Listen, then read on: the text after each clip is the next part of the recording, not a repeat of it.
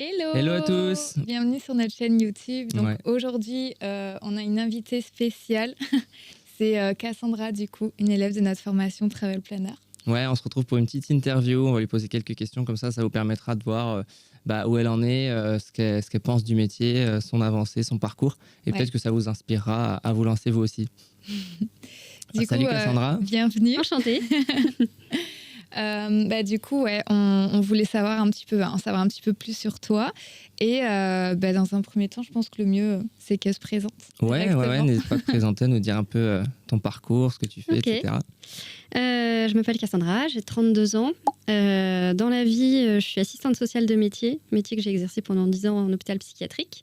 Et je suis maintenant coordinatrice d'un service en psychiatrie. Donc je travaille à temps plein dans la vie de tous les jours. J'ai beaucoup voyagé. Il y a 5 ans, suite au décès d'une collègue qui m'a beaucoup marquée, j'ai quitté mon travail, j'ai pris une année sabbatique. J'ai tout vendu, j'ai pris mon sac à dos et je suis partie 1 an et demi du coup, voyager. Ok. Et je suis revenue parce qu'il fallait du travail pour avoir de l'argent pour repartir en voyage. Donc j'ai repris le travail et je me sentais frustrée ça me manquait ce mode de vie de voyage et du coup j'ai essayé de trouver quelque chose qui me permettait de continuer à travailler pour continuer à construire ma vie et en même temps vivre aussi de ma passion. Et du coup j'ai commencé à réfléchir à ce que je pouvais en faire. Et autour de moi, quand il y avait des personnes qui voulaient partir en voyage ou autre, vu que j'avais cette expérience de voyage, on me posait pas mal de questions. Et donc je me suis dit pourquoi pas en faire mon métier. Et quasiment au même moment, je suis tombée sur une pub sur votre formation. Ah, trop bien. Donc je me suis lancée comme ça, en fait.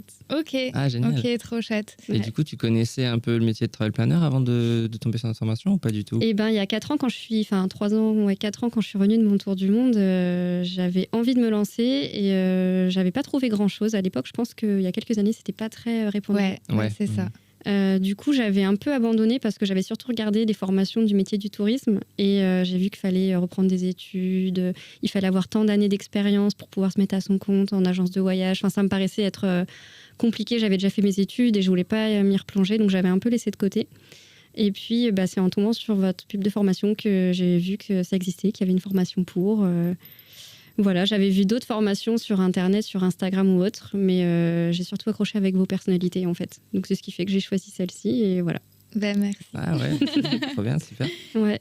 Et est-ce que tu avais des a priori peut-être sur le métier ou vu que tu connaissais pas avant spécialement de te lancer cette activité-là précisément? Est-ce que tu avais des a priori, idée reçue numéro 1, on peut pas en vivre. Ouais. Ça, c'est ce que je me suis toujours dit. Ouais. Parce que je me suis dit, n'étant pas agence de voyage classique, on va dire, comment on pourrait suffisamment me faire confiance pour le faire, comment avoir des clients. Je suis pas trop... je maîtrise un peu les réseaux sociaux, mais je me suis dit, ça me paraissait le bout du monde de construire tout un univers autour de ça, de partir de rien. Ouais. Donc l'idée reçue numéro 1, c'était on peut pas en vivre. Et c'est ton expérience, Ophélie, du coup, qui a été très motivante, où je me suis dit, pourquoi pas moi? C'est peut-être exactement. possible. Mais jusqu'à il y a encore quelques mois, on va dire, même quand j'ai créé l'entreprise, je ne pensais pas du tout que j'arriverais à là où j'en suis aujourd'hui, et j'espère encore aller plus évoluer. loin. Donc c'était surtout ça l'idée reçue. C'était ça peut être bien, mais je m'étais dit un job à côté, si j'ai un voyage de temps en temps organisé, c'est cool. J'étais partie vraiment là-dessus.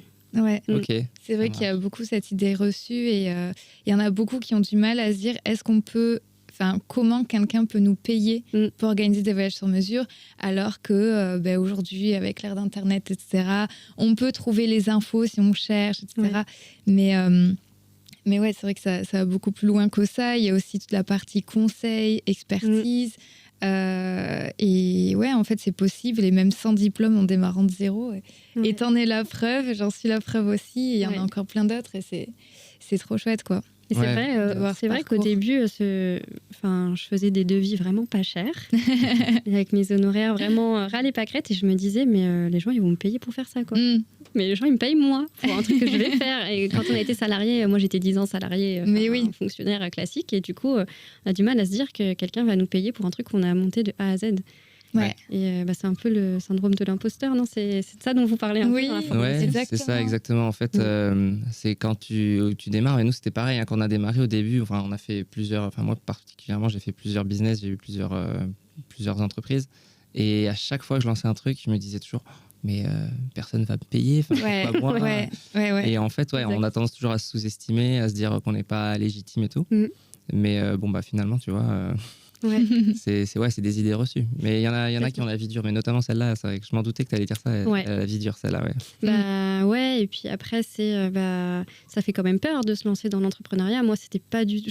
J'aspirais à avoir une vie assez classique professionnellement, parce que j'aimais beaucoup mon métier. Et puis après, assistante sociale en psychiatrie...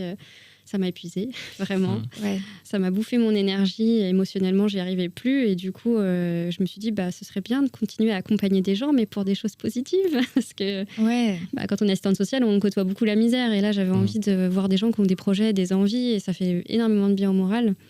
Mais j'étais pas du tout partie à la base sur l'entrepreneuriat. Et finalement, je m'éclate à mort, en fait. Et le premier chapitre de la formation sur l'état d'esprit, il est trop chouette. Trop cool. Les lectures à un moment donné, tu parles de lectures aussi que tu conseilles, que j'ai lues et qui m'ont donné envie d'en lire d'autres après.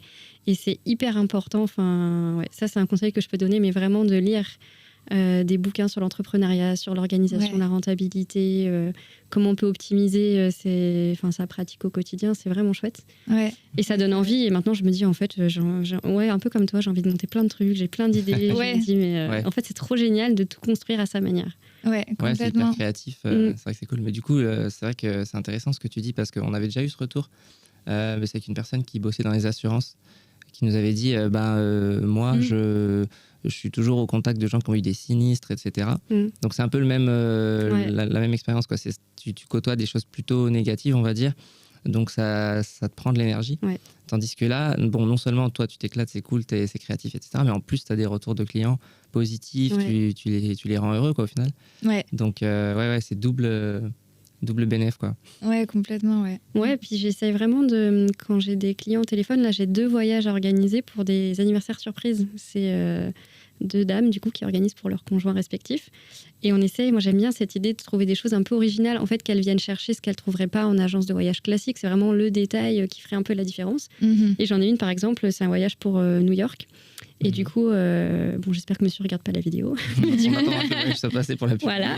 Elle me dit, donc je lui dis, est-ce qu'il y a quelque chose que vous aimeriez vraiment réaliser pour lui, un truc fou? Et puis moi, je vais voir si on peut le faire. Tant mieux si on peut, sinon tant pis. Et elle me dit, il est pompier, et visiter une caserne de pompiers là-bas, ce serait incroyable pour lui. Trop bien. Du coup, je vais m'atteler à chercher absolument à ce qu'il puisse le faire. Et ça, je trouve ça cool de me dire que c'est des petites choses qui m'éclatent, parce que je vais faire des choses complètement différentes, trouver des infos que j'aurais peut-être pas cherchées, ou voilà. Et puis eux, je me dis, ce serait une expérience et un souvenir de dingue. Donc effectivement, c'est chouette d'apporter ça aux autres. Ah, trop bien, Et c'est vrai que moi, ce qui me plaît le plus dans le métier de trail planner, c'est ce côté challengeant, d'avoir des demandes très précises, ou alors de faire appel à sa créativité, justement, comme ça, pour proposer des petites choses différentes. C'est trop chouette, et c'est ce qui fait que tu t'ennuies jamais dans ton métier. C'est impossible, quoi. Tout le temps en train de faire des nouveaux voyages, même si c'est les mêmes destinations, ce sera toujours différent. T'as toujours une petite demande, et comme tu dis, en plus toi tu as à cœur d'aller chercher le petit truc en plus et tout, ça c'est sympa. Là j'ai organisé, mais ils sont pas encore partis en voyage de noces à l'île Maurice, que vous connaissez bien. Et je dis, est-ce qu'il y a un petit truc, je leur demande toujours, en fait, dans les questions que je pose quand je les ai au téléphone, s'ils devaient décrire leur voyage en 3 mots, pour me donner un peu une idée de l'ambiance du voyage qu'ils recherchent, comment ils le décriraient. Et elle me dit, nous on aime bien le géocaching, je sais pas si vous connaissez. C'est des espèces il y a des objets qui sont cachés un peu partout dans le monde, et avec une carte, il faut les trouver. Et elle me dit, on aime bien faire ça avec les enfants ici, et s'il y en a, l'île Maurice, pourquoi pas. Et du coup, je me suis éclatée à regarder sur l'appli et à mettre des petits trucs dans leur carnet de voyage. Trop bien. Et je me suis dit, ça c'est un truc qu'ils trouveront pas ailleurs, en fait, pas dans un voyage tout fait, où eux, ça aurait pris beaucoup de temps. Et du coup, c'est des demandes originales qui donnent un petit plus. Je trouve que c'est chouette. C'est génial.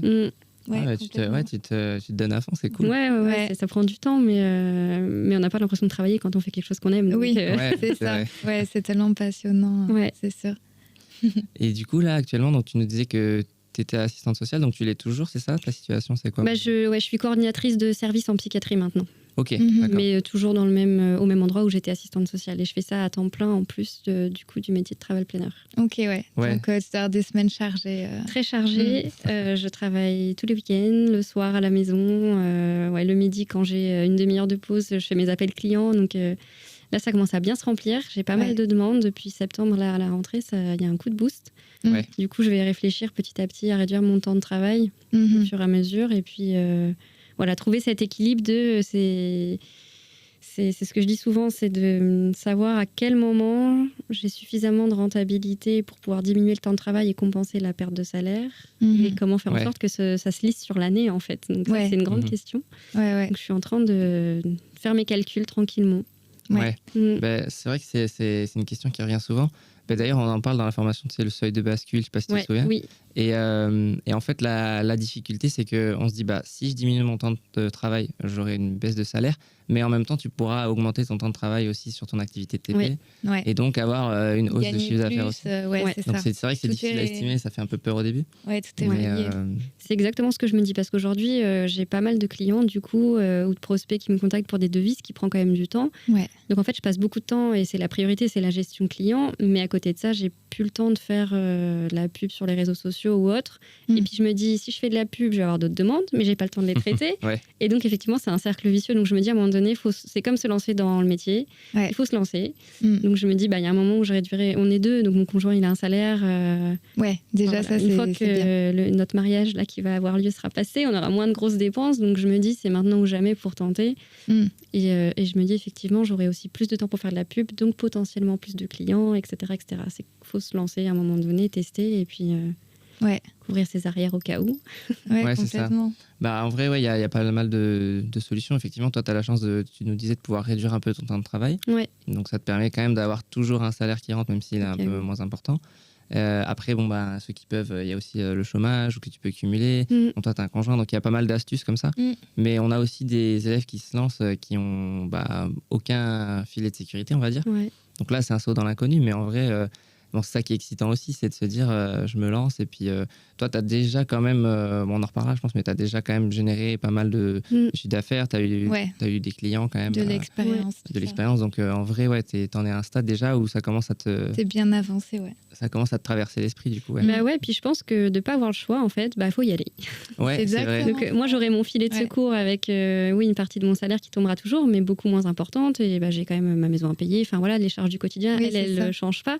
Mais au moins, je me dis, j'aurais pas le choix que de faire de la pub, de me mettre là où d'habitude je suis pas trop à l'aise, parler face à la caméra, tout ça. Je vais le faire parce qu'il faut que, en fait, faut que ça avance. Donc d'un côté, je me dis... c'est comme créer l'entreprise, j'avais du mal parce que comme tout le monde, je pense, j'attendais le site internet parfait, le logo parfait, enfin on t'en parle aussi dans l'information. Et un jour j'ai dit à la rentrée, c'était ma résolution de janvier, je me suis dit faut que je me lance, une fois que c'est créé, t'as plus le choix. Et tant pis pour le truc parfait parce qu'en plus je suis jamais satisfaite. Donc les couleurs elles changeaient toutes les 4 matins. Enfin, en fait je me suis dit ça va durer 10 ans comme ça, j'aurais rien fait. Et donc j'ai créé l'entreprise début janvier, le 12 ou 13 janvier. Et février, j'ai eu une première cliente qui était une collègue, donc ça a facilité un peu les choses. Et voilà, après, c'est parti, quoi. Et là, aujourd'hui, tu en as à peu près combien de clients ? J'ai eu une dizaine de clients, et là, je dois avoir 5 ou 6 prospects en cours où je suis en attente de retour. Et c'est vraiment exponentiel, en fait. Le premier, ça a été du bouche à oreille, donc plutôt dans mon entourage. Et puis les réseaux sociaux commencent à fonctionner. Les avis positifs, je pense, les retours clients. Et là, depuis la rentrée je pense que juillet-août, les gens sont en vacances, il y a un peu moins d'activité. Mais septembre, ça repart à la hausse. Et là, le nombre de clients, c'est exponentiel. Et j'organise un gros voyage pour dans 2 ans pour une 50aine de personnes. Donc je pense que c'est pareil, ça va générer après, derrière, de potentiels clients. Ouais, c'est sûr. Pas mal de bouche à oreille. Mais en fait, c'est ça, c'est exponentiel. Et c'est vrai que quand on se lance au début, ça peut être frustrant parce qu'on se dit, il faut aller chercher un peu les clients, faut tirer sur la corde, etc. Et en fait, au fur et à mesure, tu te rends compte que ça peut vite se mettre en place où tu vas avoir un client qui va en parler à un autre, puis comme tu dis, les avis, etc. Et finalement, tu te retrouves vite dans une situation où tu n'as plus du tout besoin de faire de la prospection active, où c'est les clients qui viennent à toi, enfin les prospects. Et donc là, toi, tu en es du coup, tu dirais à peu près au début de cette phase-là où tu commences à avoir des gens qui arrivent Ouais, la semaine dernière, j'ai eu 3-4 demandes d'un coup. Je me suis limite dit, mais je vais devoir refuser, quoi. Ouais. Et jamais je me serais dit ça. Mais parce que je veux un travail de qualité derrière. Donc, il faut pouvoir assumer. J'ai pas envie d'avoir des clients et de pas avoir le temps de les gérer et de faire un truc à la va-vite. Ouais. Donc, il y en a certains où j'essaie de prioriser en fonction de, voilà, il y en a un, c'est 2026. J'ai un peu plus de temps, donc j'étale un peu plus. Ça demande une grosse organisation. De savoir à quel moment on gère les vols de ce voyage-là, à quel moment on fait les activités ou autres. Mais ouais, il y a un moment où j'ai failli me dire, j'en ai un peu trop là, donc je vais ralentir. Je fais plus de pub du coup là sur les réseaux sociaux parce que je suis un peu ouais, full. En fait, t'as trop de demandes. Pour le moment, ouais. Donc, c'est trop chouette. C'est chouette. C'est le meilleur des problèmes, franchement, d'avoir trop de demandes. Et ça en seulement 6 mois, parce que j'ai ouvert en janvier, mais je suis vraiment active depuis, on va dire, 6 mois. Donc c'est... Ouais. Enfin, moi, j'aurais jamais pensé ça il y a 6 mois. Je me suis dit, si j'ai déjà un jour un client, ce sera bien. Ouais. Donc, c'est chouette. Ouais, donc 6 mois, en plus en ayant l'activité à côté. En plus, t'avais pas fini la formation encore en janvier, du coup. Non, les derniers en modules cours. sont sortis en février. Ouais. Ce qui était bien, c'est qu'en fait, j'avançais au rythme, sans le savoir, mais au rythme de la formation. Donc, j'ai créé l'entreprise quand j'étais au module démarche administrative, par exemple. Donc, en fait, j'ai avancé au fur et à mesure. Et comme dans la formation, je la trouve plutôt bien construite parce qu'elle suit en fait le chemin qu'on va faire. Oui, c'est ça. L'état d'esprit au début. Donc, OK, on se met dans l'état d'esprit de l'entrepreneur. Et puis après, petit à petit, le métier. Donc, c'est toutes les questions qu'on peut se poser. On trouve les réponses au fur et à mesure. Et du coup, pour celles et ceux qui voudraient s'inscrire, je conseille vraiment de monter l'entreprise en même temps. Parce que je trouve que faire la formation d'un coup avant, ça a moins de sens parce qu'on ne vit pas les choses. En fait, on va t'écouter, on va écouter tes conseils, vos conseils, mais ça nous parle moins. Moi, ça me parlait vraiment parce que j'étais à l'instant T devant la problématique. Ouais. Puis le module, il sort. Et puis en fait, ça répond à ma problématique. Ouais. Et c'est construit au fur et à mesure. Je ne sais pas si je suis claire, mais en tout cas, moi, ça m'a vachement parlé comme ça. Ouais, mais c'est ce qu'on conseille, d'agir au fur et à mesure. C'est vrai que tout regarder d'un coup, dans tous les cas, il y a tellement d'infos que t'en oublies la moitié quand tu dois passer l'action. Donc, le but, c'est de faire au fur et à mesure. Et je précise d'ailleurs, pour ceux qui nous regardent, que en fait, Cassandra, elle a fait ce qu'on a appelé, nous, l'offre Early Bird. Donc, ça veut dire que elle a fait la formation au fur et à mesure quand elle sortait. Et on prenait en compte les retours des élèves de cette phase Early Bird pour co-construire la formation, en fait. Mais aujourd'hui, la formation, donc, elle est intégralement accessible en un coup. Donc, c'est pour ça que tu disais au fur et à mesure. Oui, je faisais partie des premières, je pense. Oui, je pense, Non, mais c'est trop chouette, franchement. Et est-ce que du coup, il y avait des compétences que tu n'avais pas et que tu as dû développer en devenant travel planner?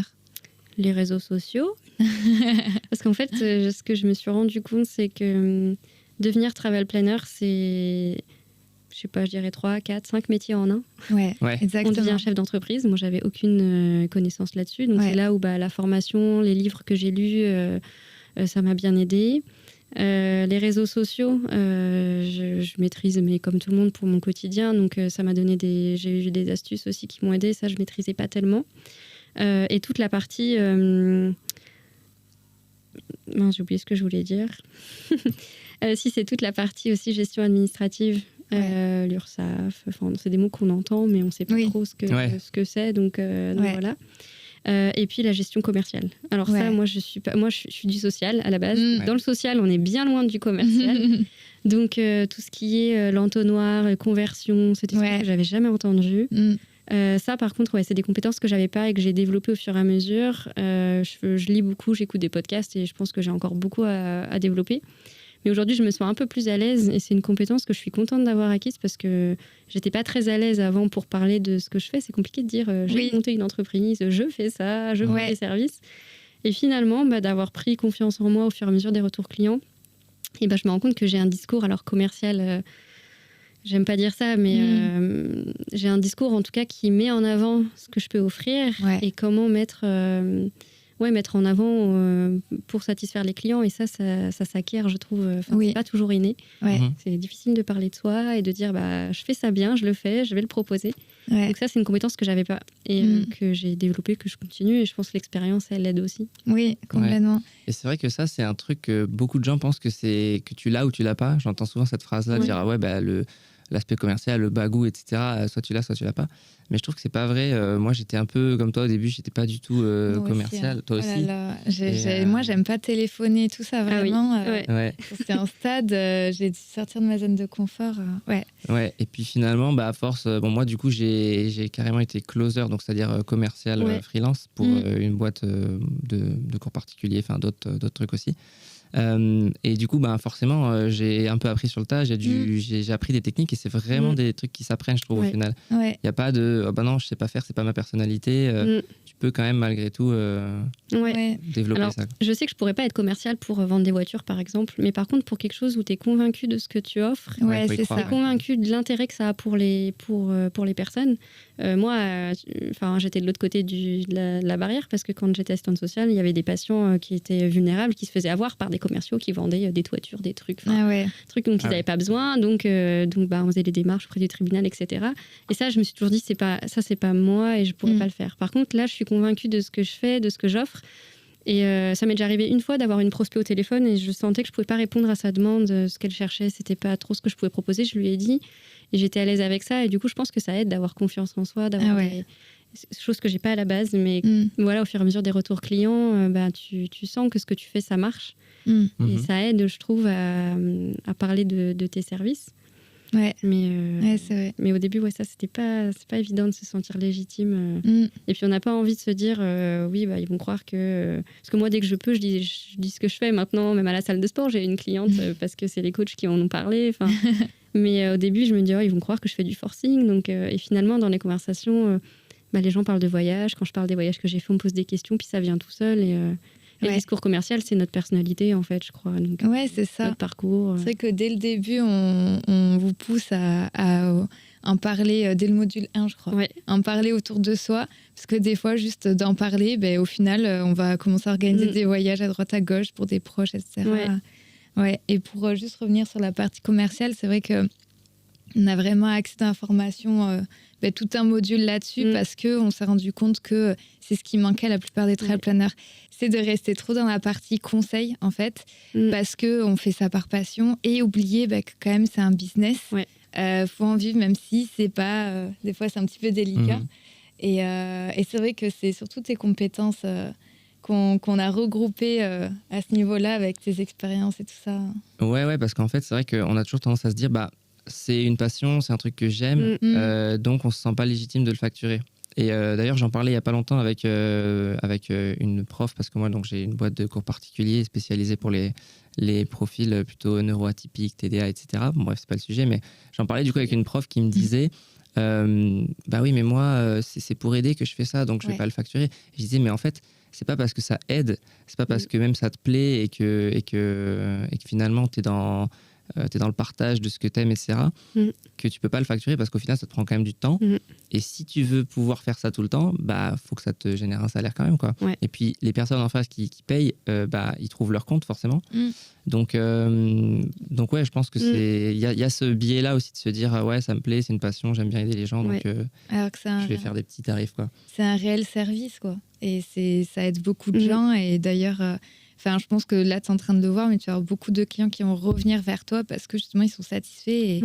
Et au final, le prix, ça va même plus être un frein peut-être au début parce qu'ils n'ont pas confiance. Mais après Mais je suis complètement d'accord. Et d'ailleurs, dans la formation, c'est quelque chose qui m'a plu. Et dans mon cahier de notes, je l'ai mis en rouge. C'est quand tu parles de ça, en fait, que tu dis, ça, c'est un métier, oui, c'est une passion. Mais en fait, c'est aussi... votre rentrée d'argent, quand en tout cas on n'a que ça, c'est le salaire, c'est des clients, il faut aussi vendre. À un moment, tu dis ça comme ça.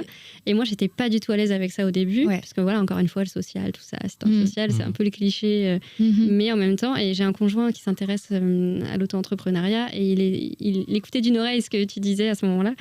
Et du coup, il me le répète régulièrement. Et au début, mes devis, clairement, j'étais pas très rentable parce que je faisais cadeau. Je me disais, bon, allez. Et j'ai fait des devis aujourd'hui. Je me dis, mais au secours, quoi. J'ai passé 24 heures pour rien du tout. Je pense que j'étais en négatif en termes de taux horaire.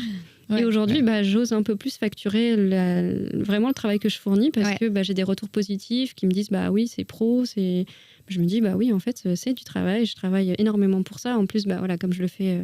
En plus de mon métier, moi, ça me prend quasiment tous mes week-ends. Je prends des jours de congé des fois pour pouvoir avoir le temps de travailler. Ouais. Donc je me dis, ça vaut l'investissement que j'y mets. Mais c'est un cheminement à avoir qui est long, mais il ne faut pas oublier que moi, effectivement, c'est un business. Et c'est cet aspect de la formation, moi, qui m'a plu parce que, comme je disais au début, j'en ai vu d'autres sur Instagram. J'ai comparé les formations.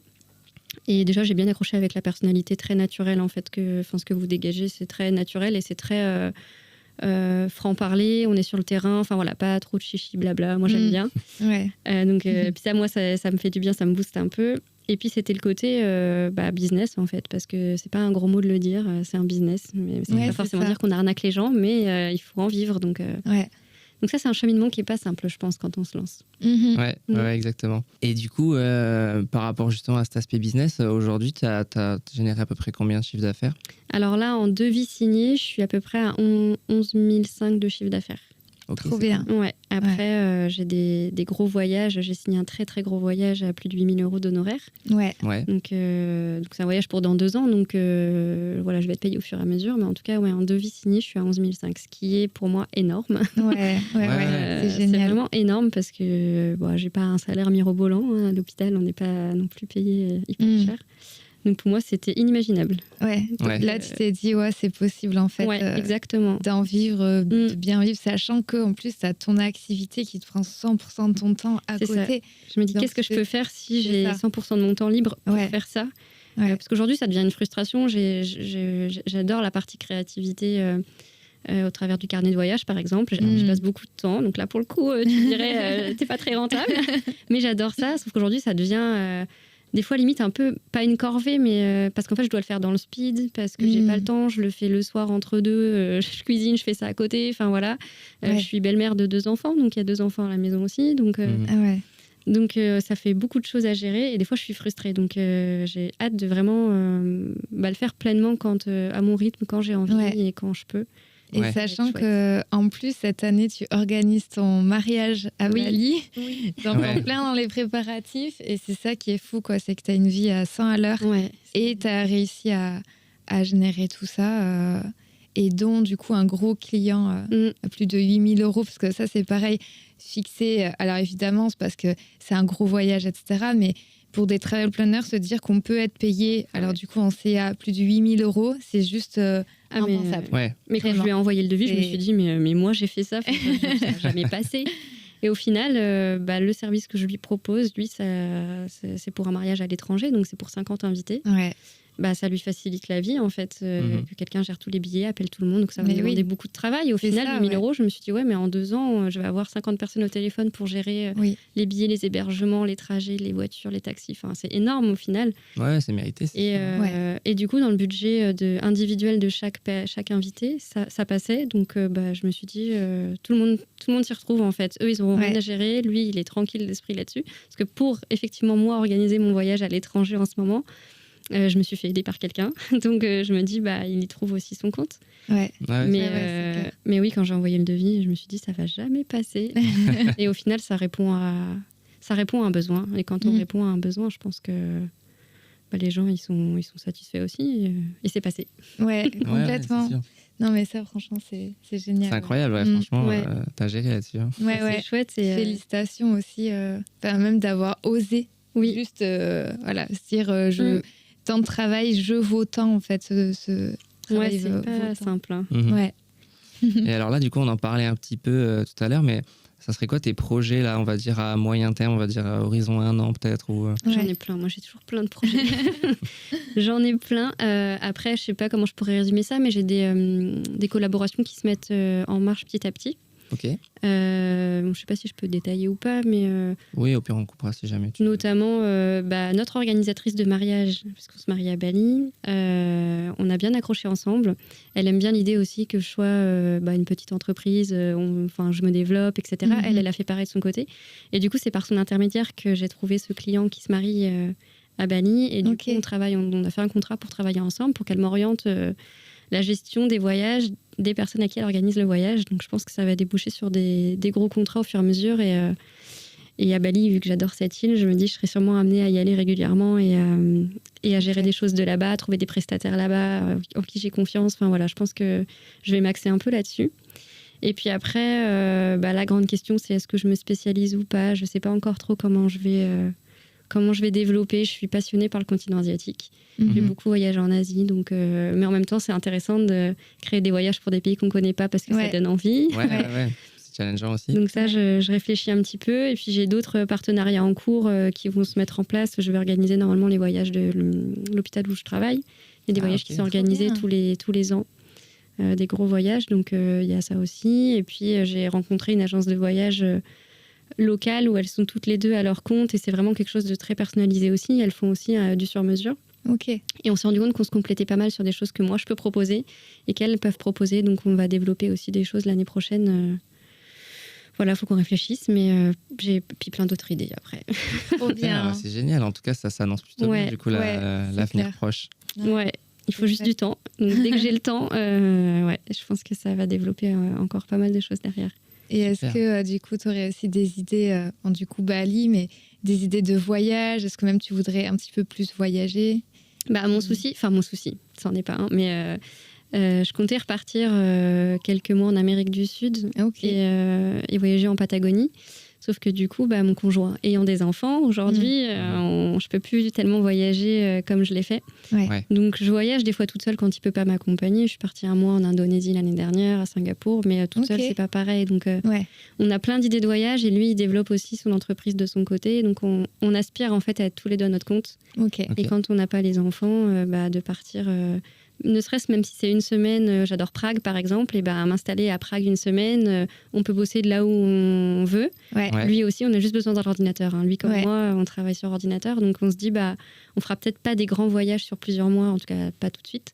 Mais par contre, tiens, la semaine prochaine, on se prend des billets, on va s'installer à Prague une semaine et on travaille et on visite en même temps. Un peu comme vous faites, sauf que nous, ce sera sur du court terme. Mais ça, c'est une perspective qui nous plaît bien, en tout cas de bouger comme ça en fait. La liberté, un peu plus la liberté digital nomade. Tu peux bosser au final de partout, de chez toi, d'un café, de Prague. C'est vrai que ça c'est ce qui est chouette dans le métier de travel planner. Complètement. Donc on va essayer de l'adapter avec nos contraintes, une semaine sur 2 ou un mois sur 2 l'été, mais en tout cas c'est des perspectives sympas de se dire qu'on n'aura pas des congés à poser, qu'on n'a pas, en fait on part quand on a envie et quand on peut, et puis on va travailler de là où on sera. Puis c'est sympa d'être dans un café à Prague ou à Vienne ou je ne sais où, plutôt que de rester à la maison. Donc si on peut se le permettre, c'est un peu ça les perspectives de voyage. Trop chouette. Super. Et en plus, c'est vrai que nous, on trouve que quand tu es à l'étranger, même dans un café, je trouve, tu es beaucoup plus inspiré, créatif et tout ça que si tu es toujours au même endroit pour bosser. Ouais, mais en fait, il y a une étude, alors je pourrais plus citer la source là parce que je ne l'ai pas en tête, mais il y a une étude qui a montré qu'on est plus intelligent quand on est à l'étranger. Parce qu'en fait, on doit constamment s'adapter à la culture, à la langue, etc. Du coup, tu as le cerveau en alerte en permanence, tu es plus créatif, tu as plus d'idées. Donc, c'est trop bien comme idée d'aller bosser, même si c'est pour une semaine. D'aller bosser un peu aux quatre coins du monde. Carrément. Ça. Ou même, on se dit, on aime bien, nous, on aime bien les aventures. On a 4x4, tente de toit, canoë dans la voiture. Enfin, voilà, on se dit même faire des road trips sur 10 jours quand on n'a pas les enfants. Et travailler dans un café ou sur... je sais pas moi, devant une rivière, se poser quelque part. On a des ordinateurs, on a Internet quasiment partout maintenant. C'est des perspectives de vie qui sont intéressantes. Carrément. Mais on avait fait, avant on avait un van et chaque été on était parti jusqu'en Croatie, mais sinon Tour de France et tout ça. Et on bossait sur les ordis et très très bien. On avait de la 4G partout. En général, Ouais, on avait franchement de la 4G partout, Internet partout. Sinon, vraiment, trouver des cafés, mais c'est rare. Et on arrive à bosser comme ça. C'est chouette. Ouais, franchement. Mais c'est des beaux projets, en tout cas. Se construire la vie qu'on veut. Ouais, exactement. Pas la subir, mais faire des vrais choix. Même si ça demande, du coup, de un peu sauter vers l'inconnu. Ça demande du courage, c'est sûr. Ouais, du courage et sortir de sa zone de confort. Mais je pense qu'aujourd'hui, tu peux le dire que tu ne regrettes absolument pas d'avoir... Ah non, je regrette pas. Et pourtant, j'ai eu beaucoup de mal à la formation. C'est pas trop dans notre culture en France de se financer des formations. C'est vrai. Et en lisant le livre d'Olivier Roland, ça m'a vachement motivée. Et c'est mon conjoint qui est convaincu de ça, lui, depuis longtemps, qui m'a convaincu en fait, de payer la formation parce que j'avais du mal. Je disais, mais imagine, je la rentabilise pas, je perds tant d'argent. Pour moi, c'était énorme. En plus, comme il y avait le mariage, on dépensait aussi beaucoup de sous pour le mariage.